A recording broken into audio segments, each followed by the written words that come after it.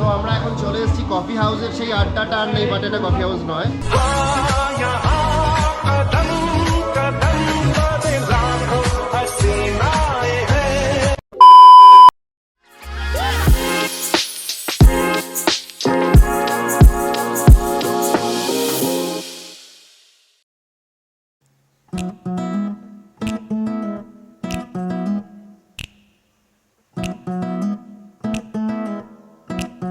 দেখতেই পাচ্ছেন একটা অসাধারণ সিনারিও দেখে সকালে ঘুমটা ভাঙলো। একটু পরে আমরা ব্রেকফাস্ট করতে যাব। কালকেও প্রচণ্ড আড্ডা মজা হয়েছে, রাত্রিবেলা সবাই মিলে একসাথে আড্ডা হয়েছে, গান হয়েছে, প্রচণ্ড মজা করে ফার্স্ট দিনটা কেটেছেন। অবভিয়াসলি গ্যাংটকে এমজি মার্কটা আমরা ঘুরে দেখেছি, সেটার ফুটেজও আপনারা দেখেছেন। তো we all had an amazing time. কালকে আমরা এমজি মার্ক করলাম, আর আজকে আমাদের অনেক কিছু প্ল্যান আছে, সেগুলো আমরা যেতে যেতে প্রমোশন বলতে থাকবো আপনাদেরকে। তবে overall stay is very good. আপনারা যারা দেখছেন, যারা সাবস্ক্রাইবার আছেন, তাদেরকে অবশ্যই রেকমেন্ড করবো চাই। Thank you so much. খেতে বসেছে, ব্রেকফাস্ট খেয়েই আমরা বেরিয়ে যাব। সবাই খাচ্ছে একই সাথে। এই হচ্ছে ব্রেকফাস্টে কি কি খেলেন? আমি হ্যাঁ, ডিমের অমলেট, ছোলার ডাল, পাইনি। ব্যাঙ্গালোর নিয়ে চলে গেছে, আমরা কলকাতা তবু দেখছি কি করা যায়। এই যে গন্ডা কানেক লুচি দাও তো এখানে। এই যে গন্ডা কানেক খিদে পেয়েছে। আর তার সাথে আমরা সবাই মিলে ভাগ করে খাচ্ছি। এরপর রুটি আসবে, যেটা পাবো না, আর জেলিটা পকেটে নিয়ে যাবো। জুস জুস জুস তো আর হয়ে গেল এই যাত্রায়, আর জুস। অফকোর্স খুবই ভালো লাগছে। পাহাড় মানেই তো মন ভালো হয়ে যাওয়া। আর এক্সট্রা করে কি বলবো, এক্সট্রা করে যেটা ছিল সেটা হচ্ছে যে ওনাদের আতিথেয়তা খুবই ভালো লেগেছে। যেটা আজকে আমরা যাব হচ্ছে পদমচেনে। আমরা গ্যাংটকে কালকে পুরো দিনটা আজকে আমরা এখানে থেকেছিলাম সিলভার হোটেলসে। আমাদের খুব ভালো কেটেছে দিনটা, আমরা খুব ফাটিয়ে আনন্দ করেছি, ফাটিয়ে মজা হয়েছে, গান বাজনা কিছু বাদ দিইনি আমরা। আর পদমচেনেও আশা করি আরও এর থেকে অনেক অনেক বেশি হবে। তো চলো।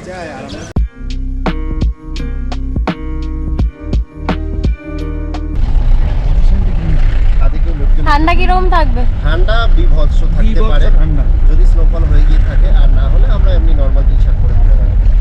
আমরা কেউ টুপি নিই, শুধু একমাত্র সৌরভ টুপি নিয়েছে। Hello guys, welcome back to another episode of journey with celeb season 1। আমাদের আজকের গন্তব্য হচ্ছে পদমচেন। আমরা গ্যাংটক থেকে ছাঙ্গু বাবা মন্দির সিল্ক রুটের রাস্তা ধরে ডিরেক্ট চলে যাব পদমচেন। ভিডিওর একদম শেষ পর্যন্ত থাকবেন, তাহলে বুঝতে পারবেন আমরা কিভাবে এনজয় করেছি এই ট্রিপটা। স্যার আমরা জ্যামে আছি, কিছু আপনি বলতে চান? না, আমি এই বিষয়ে কিছু কোনো কথা। ও কোথায় আমরা জ্যামে আছি দিদি? এটা কোথায়? গণেশ টক। সৌরভ এটা কোথায়? এখন একটা রাস্তা বলছে গণেশ টকিজ না গণেশ টক, কোনটা বলো তুমি? ইয়েটা হবে জানি না আমি। আচ্ছা, কি কারণে জ্যামটা হচ্ছে সেটা বলো। সেইটার জন্য তো ক্যামেরাটা আপনাদের ঘোরানো কি? কারণ ওখানে জেলি পাওয়া যায়নি বলে, এটা বুঝতে হবে তোমাদেরকে। আর ডান দিকের ভিউটা একটু সবসময় লক্ষ্য করবে। প্রথমে 66 পল্লী, তারপরে তোমার সঙ্গশ্রী, তারপর সঙ্গমিত্রা। প্রত্যেকটা প্যান্ডেলের আলাদা আলাদা কিন্তু ডিজাইন করা আছে, সেই অনুযায়ী তুমি নেবে এবং আমাদের দেবে, ঠিক আছে? চকলেট চিকা তো ইধার কোথায়? ভালো আছে, ভালো আছে।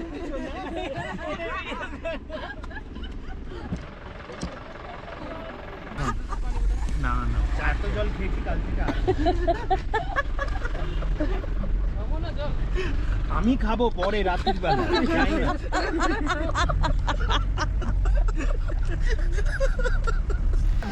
আশা করি আপনারা এতক্ষণে বুঝতেই পেরেছেন যে আমরা কতটা ঠিক এনজয় করছিলাম এই ট্রিপটাতে।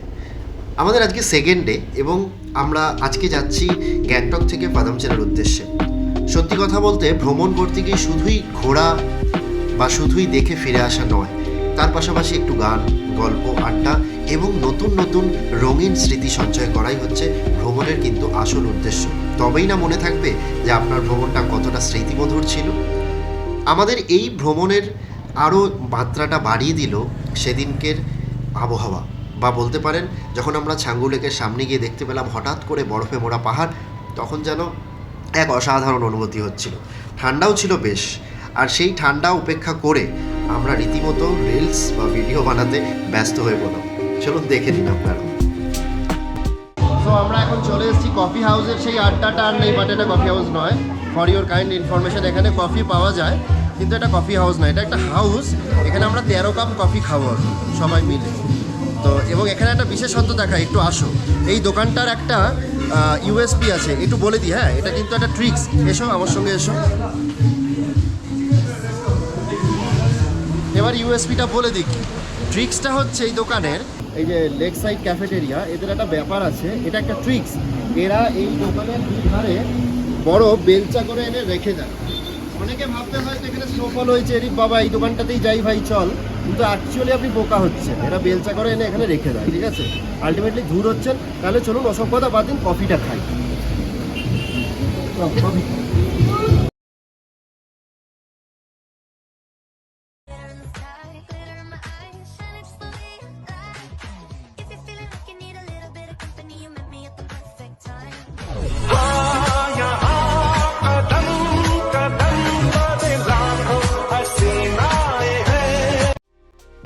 সিল্ক রুট মানেই আমাদের সর্বপ্রথম মাথায় যেটা আসে সেটা হচ্ছে জিগজ্যাগ।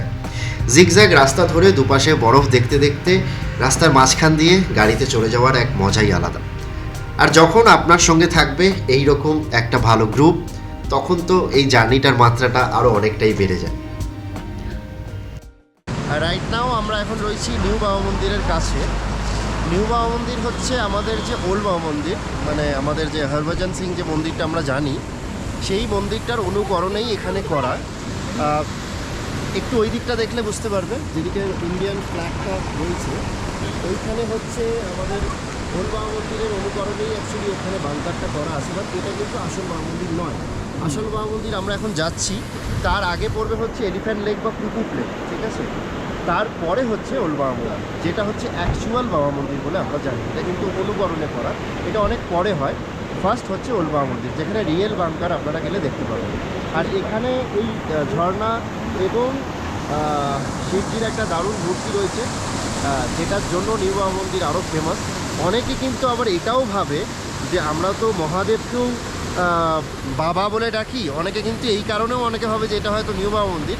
That's not right. অনেকেই জানে না যে এটা কিন্তু অ্যাকচুয়ালি ওই দিকে, মানে যেখানে ইন্ডিয়ান ফ্ল্যাগটা রয়েছে ওইখানে বাংকারের একটা ছোট্ট অনুকরণ, একটা লিটল ভার্সন রয়েছে আর কি, তার জন্য এটাকে নিউ বাবা মন্দির বলা হয়। বাট এই বাবা আর ওই বাবার মধ্যে কিন্তু অনেক তফাৎ আছে, ঠিক আছে?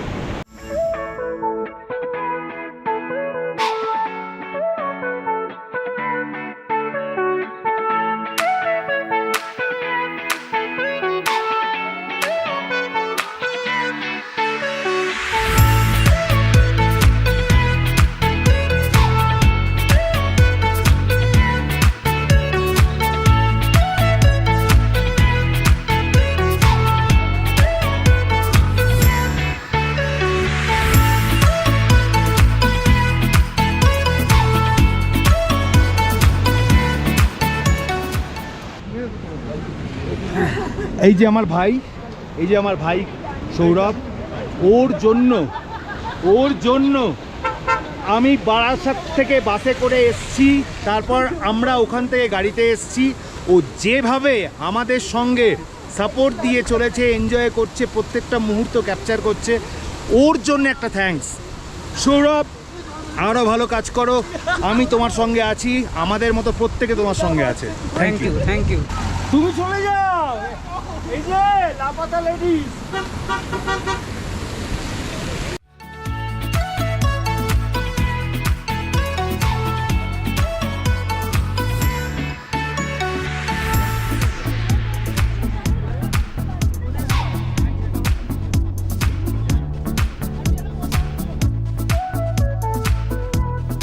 আমরা এখন দুপাশে বরফ নিয়ে সোজা ঘোড়ার মতো দৌড়ে চলেছি। আমার মনে হচ্ছে না এটা বরফ, এটা টাটা সল্টও হতে পারে। তুমি বলো। তো আমরা মোটামুটি রিসার্চের স্তরে রয়েছি, কারণ আমাদের একটুখানি মুখে দিয়ে দেখেছিলাম অনেকটা নোনতা লাগছিল, তাই আমরা এত দূর অবধি চলে এসেছি। পরিষ্কার করার দায়িত্ব দিয়েছি একজন, 80 কিলোমিটার চলে এসেছি। আমরা গাড়ি থেকে নেমে দেখাবো, আমাদের একটা গাড়িতে বেলচাও রাখা আছে। সো আমরা এখন রাইট নাও রয়েছি সেই ওল্ড বাবা মন্দিরের সামনে। ওল্ড বাবা মন্দিরের একটা খুব বড় রহস্য বলা যেতে পারে, বা একটা খুব বড় হিস্ট্রি আছে। সেটা হচ্ছে আমাদের এখানে যে হরভজনজিকে যারা মানেন, তিনি এখানকার কিন্তু পুরনো সৈন্য ছিল, এবং তার মৃত্যুর পর থেকে এখানকার লোকেদের একটা ধারণা যে এখানে তার ব্লেসিংস তো অবশ্যই রয়েছে সব সময়, এবং তার পাশাপাশি তার জন্য কিন্তু এখনও ট্রেনের কামরা রিজার্ভ করা হয়, তার পেনশন দেওয়া হয়, এবং তাকে এখানকার কিন্তু যতজন এখানে আমাদের সৈনিক রয়েছে তারা সকলে খুব মানে, তারা বিশ্বাস করেন তিনি হয়তো জীবিত নেই, বাট তিনি জীবিত না থেকেও এখনও অন ডিউটি তিনি রয়েছেন।